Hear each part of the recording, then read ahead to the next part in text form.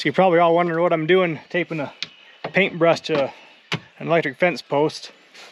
So what we have going on here is my dad has a cow out here that lost her calf maybe 2-3 weeks ago. I'm not exactly sure how long it's been, but she lost her calf, and in the meantime we noticed that she's got a massive bag, huge bag.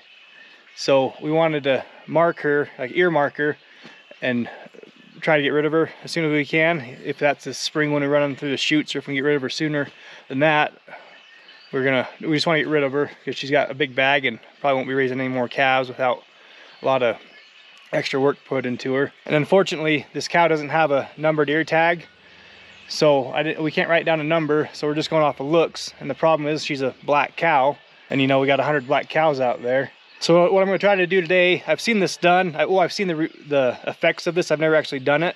Is I went and got some hair salon bleach. So this is some hair salon bleach I just mixed up, and I'm going to put it on this paintbrush. I'm going to try to reach out and paint her on the side of her neck somewhere, just so we can mark her and realize, hey, we wanted to get rid of this cow, in case it isn't until later this spring when we run her through the chute. Like if we run her through the chute and we see that mark on the side of her neck, like, hey, this is one of them cows we want to get rid of. So we're gonna give that a try and see how it works. I like the idea of marking them this way too, because even if you have a numbered ear tag and you're running them through the chute and you have her earmarked to be sold or whatever, sometimes it's hard to, I mean, you're going so fast sometimes that you're not paying attention to the numbers, and you're trying to match up numbers and, hey, we're looking for this cow number.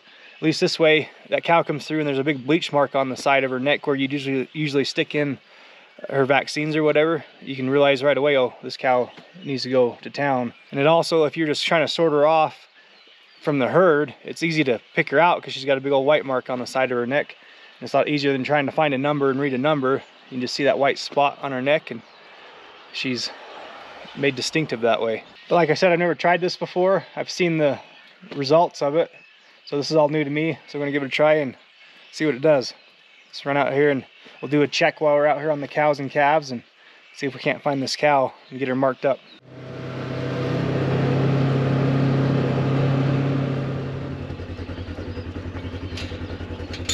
So if I can get her marked on the left side of her neck, that would be perfect, because that's usually the side of the chute that I'm on running it. So I'd be able to see very quick when she comes through. But if I can mark her wherever, really, I'm not going to be too picky. I just want to try this and see how it works. And some of you might be thinking also, well, if she's got a big bag, just look for the big bag when you bring her in. But if it's a couple months time before you get around to doing this, her bag's going to look totally different in 2 months, and it won't be so noticeably big as it is right now. So this is why we want to mark her now, in case we don't get around to getting her cut out of here anytime soon. At least she'll be marked and we'll be ready to do it later.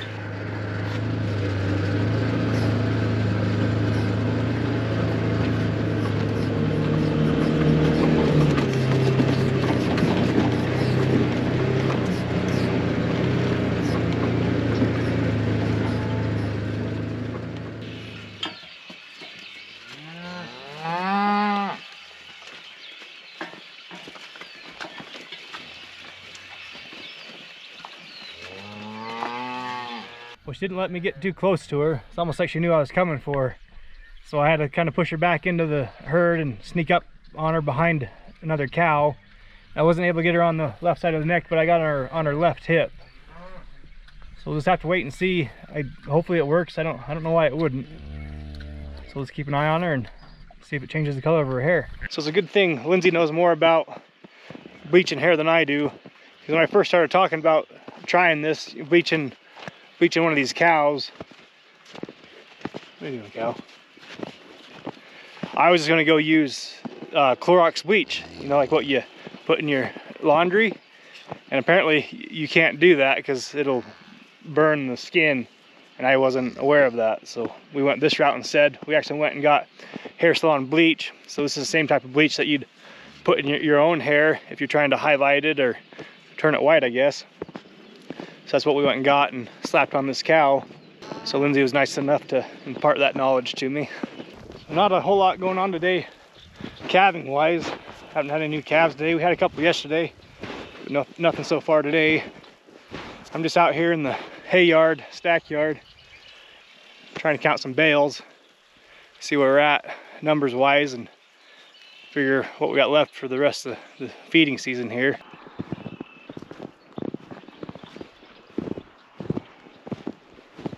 I'm just counting the round bales right now, the dry round bales. And I'm not gonna go through and count every bale in these silage bags, so I don't want to trench through all that snow. So I'll just count how many full bags we have left. I tried to keep a pretty good record last summer on how many bales we put into each bag, working from our way from the south to the north. So that'll give me a pretty good number to go off of. So I think I'll be able to get the number pretty close by just counting the bags. And we'll go back here in the hay shed and count how many bales we got left in the hay shed. And we've only got maybe one or two square bales left outside that were under the tarps. It's a good time to figure out where we're standing, where we're at. Because the way we were sitting at the beginning of the season, we had just enough to get to going up on the range. Like we'd be pretty much feeding our last bale the day we went up if things stayed the same. And that was hopefully accounting for a little bit of grazing too between, I don't know, the middle of May and the first part of June. There won't be a whole lot of grazing because the amount of cows we have over here on this side of the Idaho side here, there won't be a lot of grazing for them. So we'll have to supplement them with hay. But hopefully we'll get some grazing out of them too, so we don't have to feed so much hay there towards the end of May. I know I've mentioned in a few past videos what we have stacked here in the hay shed. But this row here, not these two bales at the top or these four-way bales here, but these ones here behind them, these are all first crop grass alfalfa hay. And this tier right here, this is all second crop alfalfa hay. So this and those couple of 3x3s that are still outside are the only 3x3 bales we have left to feed. Then everything else after this will be the dry round bales and the silage round bales. And these big ton bales you see here are horse hay bales that my dad keeps under the hay shed for his customers. He doesn't like it when we feed the premium horse hay to the cows, so we'll try not to do that.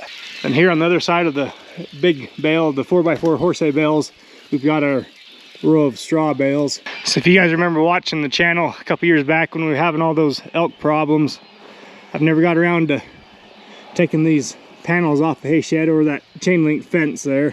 So just want to come over and count the straw bales we got left, because we've been supplementing some straw on top of the hay we're feeding. So I'd like to know how much straw is left for feed wise and also for bedding. 4, 5. So we've got 5 full bags and a partial one that's opened up about 3/4 of the way down. So I'll go down and count those individual bales down there, and that should give us a pretty close number on how much silage we have left. So when I'm counting the individual bales in the silage bag, you just kind of go through and you can feel the hump where they press together. Like here's a seam right here. So this is one bale here. You go along, here's another hump. So that's 2 bales. Here's a hump here, 3 bales. I'll just go run my hand along this whole bag, and it's probably about 9 or 10, I'd guess. So then last thing I'll do is I'll go over to the machine shed. I'll count how many bales we have over there staged by the flatbed trailer. So we've already got the hay loaded up today to feed, so I'll have to count for that, plus what we have staged there for the next couple of days.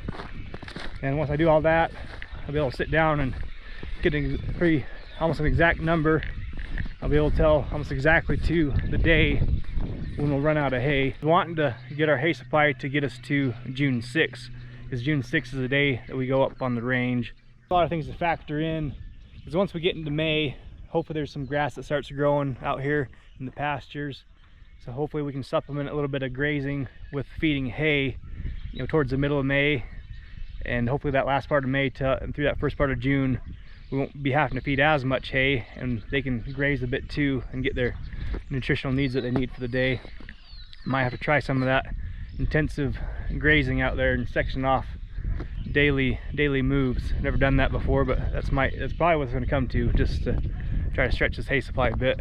2, 5. Then on a different note, I'll come in here to the Quonset and I'll count these 3x3s that my dad has left for horse hay. So this is all horse hay in the Quonset here. And that way he has an idea on what to tell his customers on what his supply is. So between this hay and the Quonset and those probably 12 or so 4x4 bales out in the hay shed, that's the horse hay that he has left. Like I said, we don't like having to feed horse hay to the cows, so we don't do that if we can get away with it. Excuse my mess here, but I've just been going over a bunch of things and looking at our hay supply is one of them. So after taking a really good look at our hay supply and getting an exact count on the bales, I think we're going to be just about 10 days short on our hay.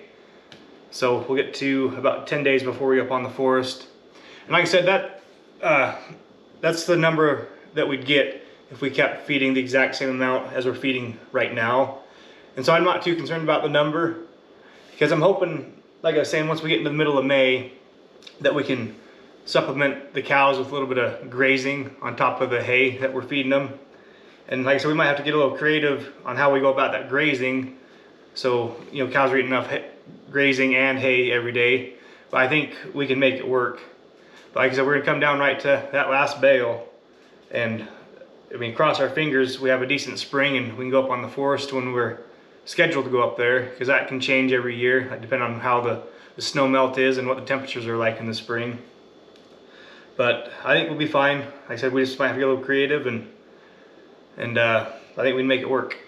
So I've got a pretty good plan laid out here to factor in hopefully grazing that last part of May, from like the middle of May till we go up on the forest. And I can lay it out for you guys if you're interested. But it's mostly just numbers that make sense to myself and the way we're feeding. But in generally, just so you have an idea, we try to feed between 30 and 35 pounds of hay per cow per day.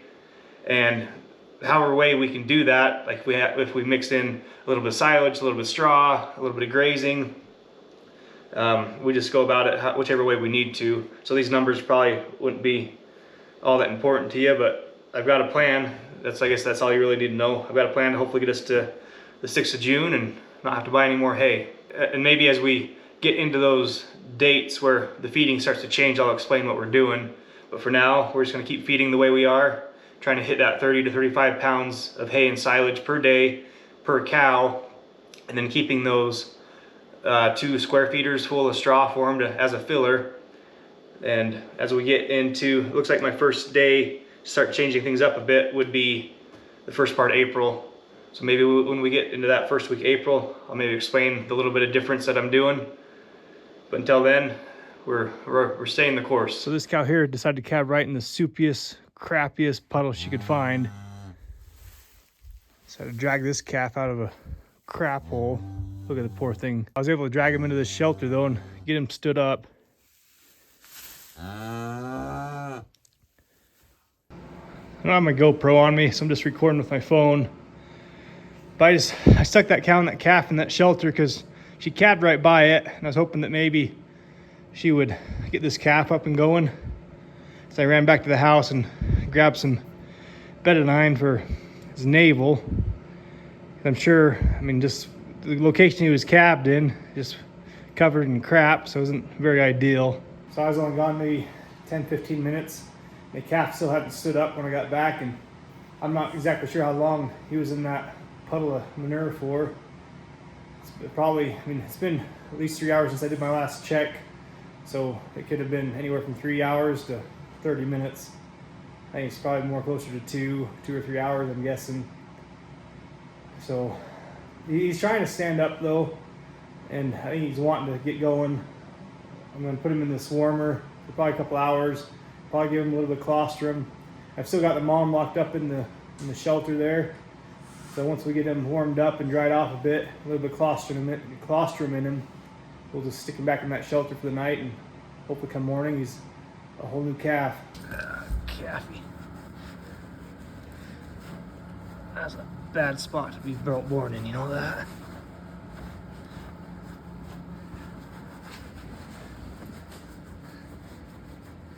It's all over your face.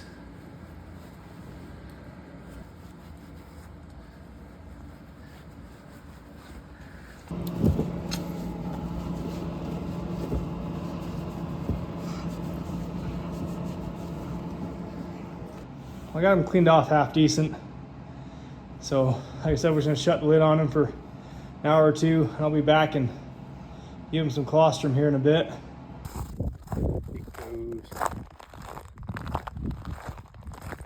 So I'm just walking back out here real quick to shut off this solar light that we hung up the other week.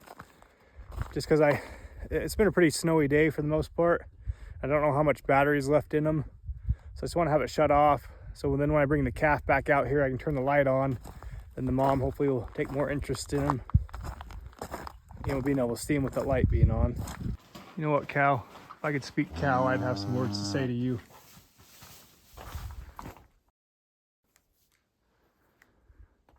So this is not how I was hoping my night was going to go. That was supposed to be my last check for the night, and I was going to go to bed. But you know how it goes. So it's about midnight right now, and by the time I get done dealing with this calf, it's going to be close to 2.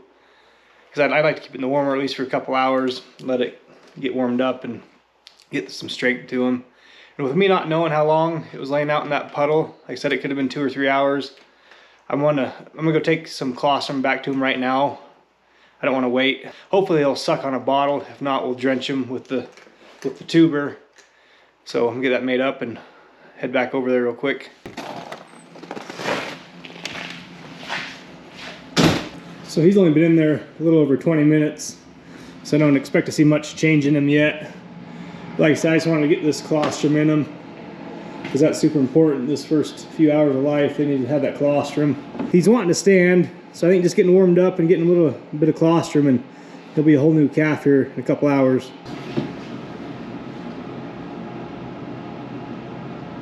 Yeah, I think he's gonna suck. Look at that.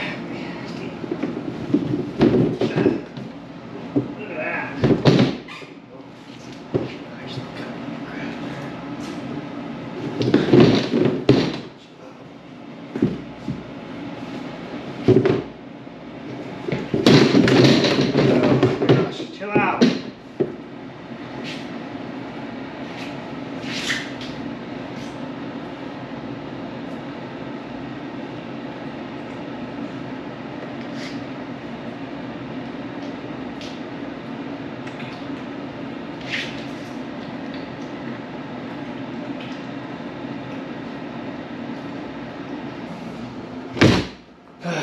Jeez.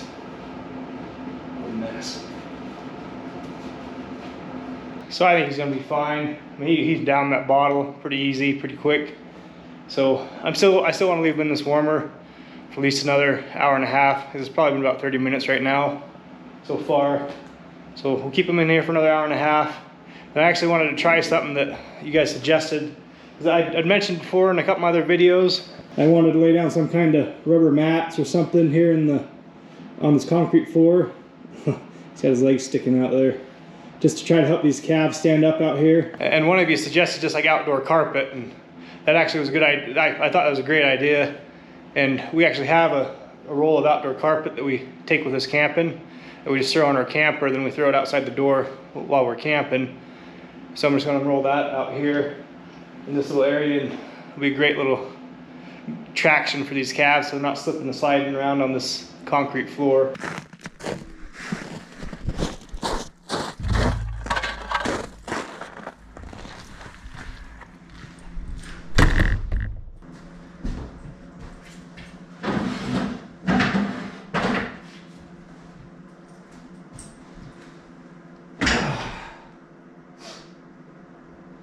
Makes it almost feel homey in here.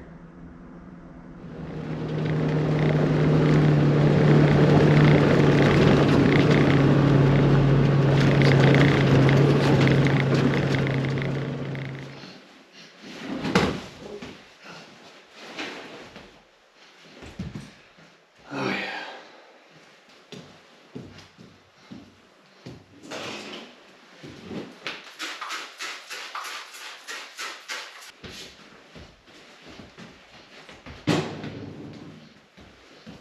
Like I always say, it's amazing what just a little bit of warmth and colostrum will do for these calves. Not even 2 hours ago, this guy couldn't even stand up on his own. Now he's all over the milk barn here. So he's ready to go back out to his mom.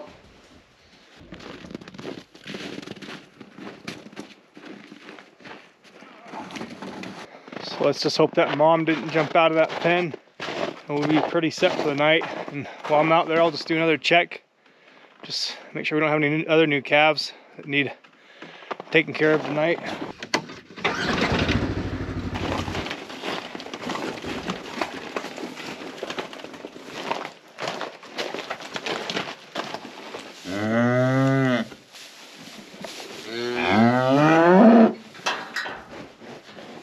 There you go.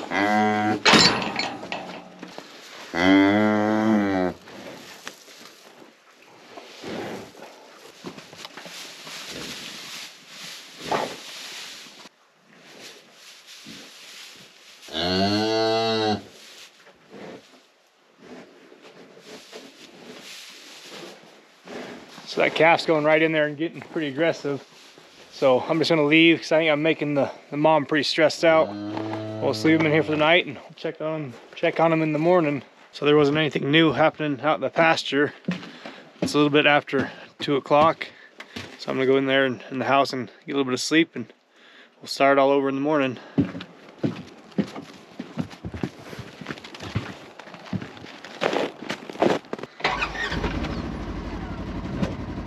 Morning, everyone. So I didn't sleep quite as long as I was hoping for. The sun starts peeking through the windows and the curtains and just wakes me up. So we're just gonna run out here, check on our calf and check on everybody else, see how they're all doing. I haven't quite decided what to do with this cow and calf yet, the ones that we had to clean up and put in the shelter last night. It's supposed to be a really nice day today, not super warm, but it's supposed to be getting into the 30s.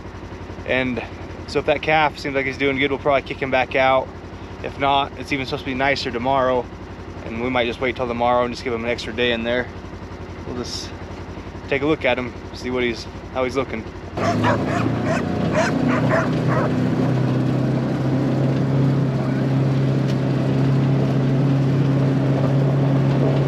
It cooled off quite a bit last night too. My thermometer said it got down to 9 degrees. So everything should be nice and frozen for us. Not dealing with that sloppy mess like yesterday, at least for this first part of the morning. So instead of driving around on the side-by-side this morning, I'm just gonna walk around out here, do my check, probably on foot. Just be a nice morning for a walk, I guess. First things first, we'll come over here and check on our calf. Thank you. Thank you. Easy. Easy.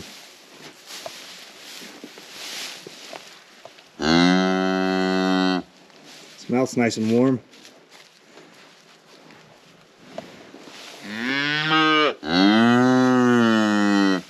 Get over there by him. Looks like yeah, look at that, it just goes right in there. I was gonna say it looks like her udders and teats are cleaned off, so looks he's been sucking on some of those there.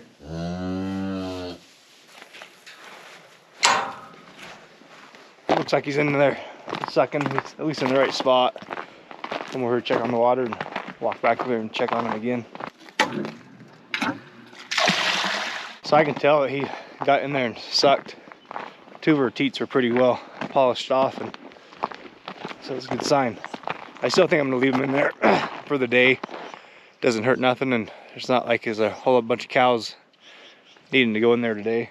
Well, hopefully at least not so far. Here in a little bit, we'll come back out there and pitch her some hay, and we'll let her out to drink. They're fine in there for the morning, at least for a little while.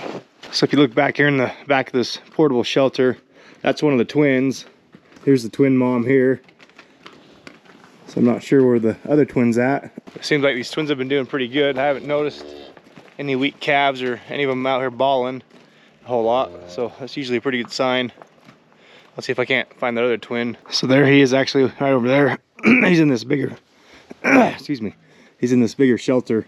His head's up and he's looking pretty perky. So I'm just gonna leave him be. I don't really want to roust him out of bed just yet. Pretty good spot for him to hang out. So he's just right here, like I said, in this big shelter. And the other twin is over there in that shelter there. And here's the mom. Seems like she realizes where both of them are, because she was over there at that shelter first. Now she's over here, bellowing a little bit. So she seems like a pretty good mom, keeping track of her twins. That's quite the chore. So If you look here, this is that cow that we bleach marked. You can kind of see what it does there. Just puts a little, bleach mark on their back side there.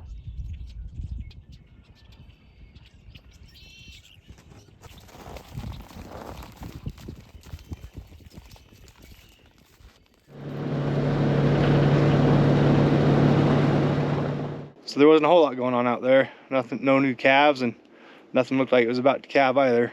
So probably gonna end this video here. Thank you guys for watching and have a good day.